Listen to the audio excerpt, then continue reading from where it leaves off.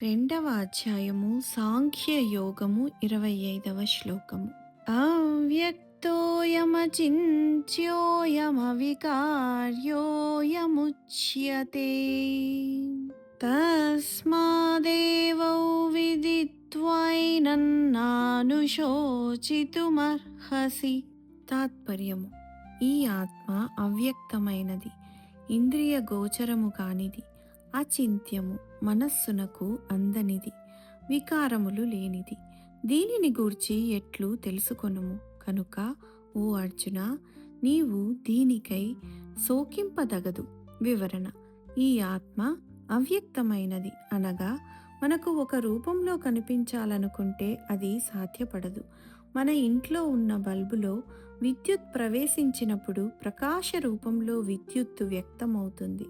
అదే ఎయిర్ కండిషనర్లో శీతల వాయువు ద్వారా ప్రకటితమవుతుంది. గీజర్లో ప్రవేశించినప్పుడు వేడి రూపంలో ప్రకటితమవుతుంది. అనగా కనిపించని ఆ విద్యుత్తు అనేక రూపాలలో ప్రకటితమైనట్లు అవ్యక్తమైన ఈ ఆత్మ కూడా అనేక శరీరాలలో చేరినప్పుడు వివిధ రూపాలలో ప్రకటితమవుతుంది.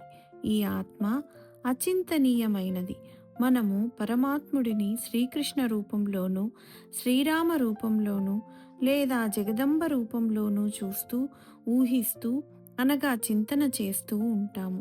నిజానికి ఈ స్వరూపము మనము ఊహించుకోవడానికి వీలు కానటువంటిది, మరియు అలా ఊహించుకోవాలంటే చాలా కష్టతరమైనది కూడా.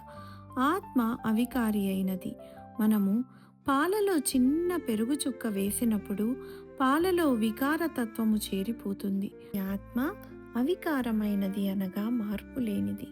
శరీరం లక్షణాలు 6 రకాలుగా చెప్పబడినది. 1 జాయతే అనగా జన్మిస్తుంది. 2 వర్ధతే అనగా పెరిగి పెద్దదిగా మార్పు చెందుతుంది. 3 అస్థి అనగా కొన్ని రోజులు దీనికి అస్తిత్వం ఉంటుంది. 4 వివక్షతే అనగా దీనిలో పరివర్తన చెందుతూ ఉంటుంది.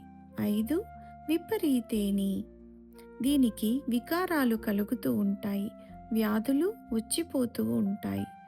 6 అపక్షీయతే అనగా చివరికి ఇది నశించిపోతుంది. కానీ ఈ ఆత్మ అవికారమైనదని ముందుగా తెలుసుకోమని భగవంతుడు సూచిస్తున్నాడు. జడ పదార్థంతో చైతన్య పదార్థం సంయోగం చెందినప్పుడు శక్తి ఉత్పన్నమవుతుంది.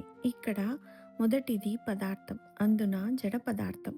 కానీ తత్వశాస్త్రంలో మొదట చైతన్య పదార్థం, తరువాతే జడ పదార్థం వస్తుంది.